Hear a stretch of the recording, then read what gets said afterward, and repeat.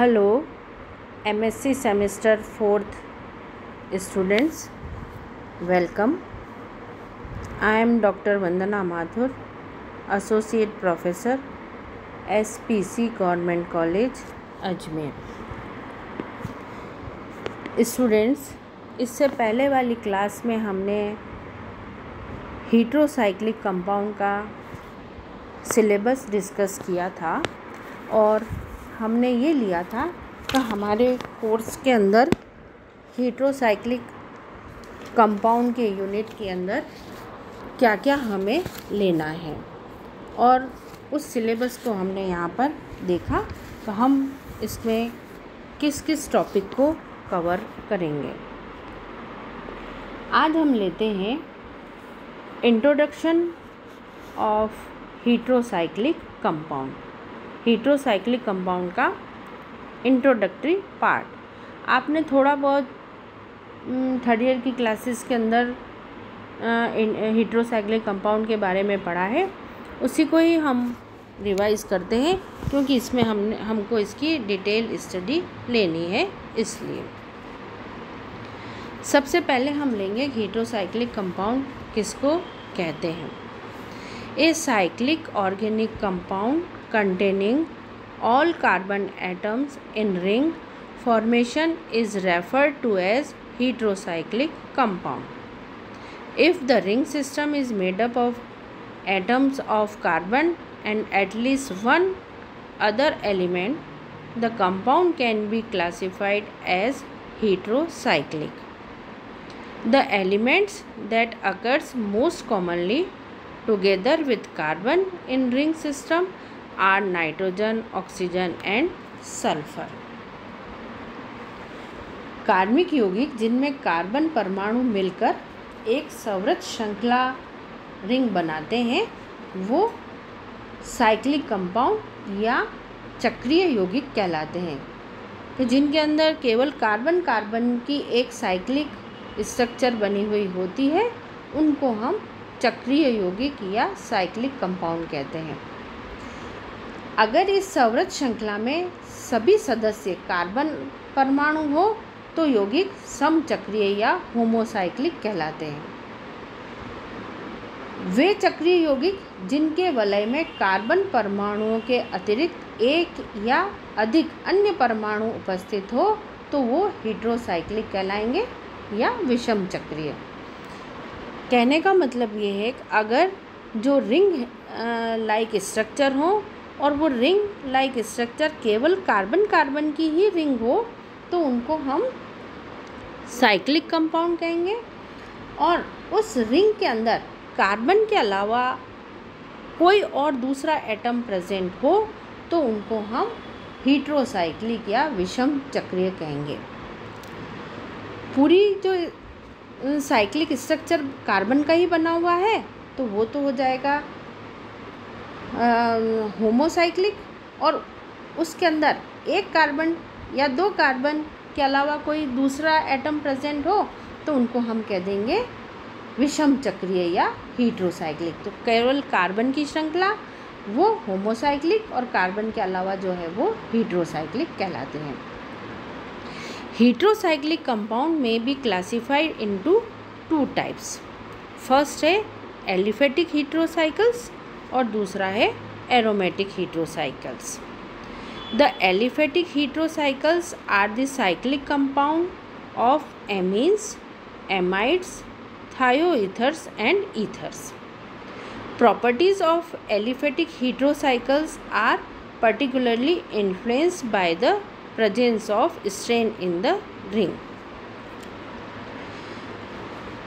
कि जो हीट्रोसाइकल्स हैं इनको दो पार्ट में डिवाइड किया है. एक कहलाते हैं एलिफेटिक हीट्रोसाइकल्स और दूसरे हैं एरोमेटिक हीट्रोसाइकल्स. ये जो हीट्रोसाइक्लिक कंपाउंड्स हैं इनके अंदर जनरली जो हीट्रो एटम होते हैं उनमें हम नाइट्रोजन, सल्फ़र और ऑक्सीजन को कंसिडर करते हैं. वैसे तो टिन, सिलिकॉन और बोरोन ये भी हीट्रो एटम रिंग के अंदर प्रेजेंट होते हैं और उनकी भी हम स्टडी करते हैं, पर ज़्यादातर हम नाइट्रोजन, सल्फ़र और ऑक्सीजन जो हीट्रो एटम है उन्हीं के ऊपर स्ट्रेस देते हैं और वो एक अपनी अलग पहचान रखते हैं और एक उनकी अलग इम्पोर्टेंस होती है। आजकल दूसरे एटम के ऊपर भी शोध और रिसर्च हो रही है हेट्रोसाइक्लिक कंपाउंड की, पर ज़्यादातर जो कंपाउंड हैं वो नाइट्रोजन, सल्फ़र और ऑक्सीजन वाले हम यहाँ पर कंसिडर करते हैं। इनके अंदर जो मेन एग्जाम्पल लिए जाते हैं उनमें एक तो पिरोल जो कि 5 मेंबर रिंग है और उसमें नाइट्रोजन हीट्रो एटम के रूप में प्रेजेंट रहता है। इसी तरीके से दूसरा जो एग्जाम्पल इम्पोर्टेंस शो करता है वो है सल्फ़र। ये हीट्रो एटम है और ये 5 मेंबर रिंग होता है, थायोफिन बनाता है। तो 5 मेंबर सल्फ़र हीट्रो एटम होते हुए जो कंपाउंड बनता है उसको हम थायोफिन कहते हैं। इसी तरीके से 5 मेंबर रिंग के अंदर अगर ऑक्सीजन हीट्रो एटम है तो उसको हम फ्यूरेन कहते हैं। और इसी प्रकार से अगर 6 मेंबर रिंग है और उसके अंदर नाइट्रोजन हीट्रो एटम है तो वो पिरिडीन कहलाता है। तो हीट्रोसाइक्लिक कंपाउंड के अंदर जनरली 4, 5, 7 मेंबर रिंग को हम कंसिडर करते हैं। तो these compounds usually consist of small 4, 5 and 7 membered ring system. The aromatic heterocyclic compounds behave as benzene in some of their properties. These compounds also follow the Huckel rule. This rule states that aromaticity is obtained in cyclic, conjugated and planar system having 4n plus 2 pi electrons like benzene. A heterocyclic ring may comprise of 3 or 4 atoms which may be unsaturated or saturated. Also, heterocyclic ring may contain more than one heteroatom which may be different type of same type. तो heterocyclic compounds की अगर हमको definition देनी है या इसको हमको बिल्कुल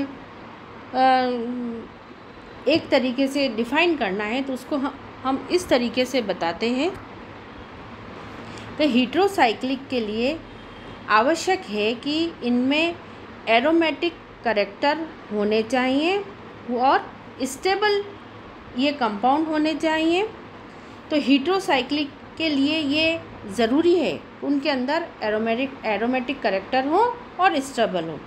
इसलिए हम इसको इस तरीके से कह सकते हैं कि ऐसे स्टेबल साइक्लिक स्ट्रक्चर जिनमें साइक्लिक स्ट्रक्चर में कम से कम एक हीट्रो एटम हो और उनमें एरोमेटिक कैरेक्टर प्रेजेंट हो, वो सब हीट्रोसाइक्लिक कंपाउंड कहलाते हैं।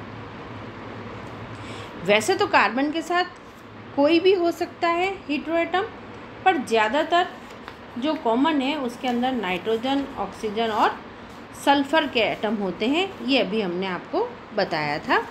तो इसके अंदर जो 5 और 6 मेंबर रिंग सबसे ज़्यादा स्टेबल होती है उसका एग्जांपल अभी हमने लिए, कौन से थे?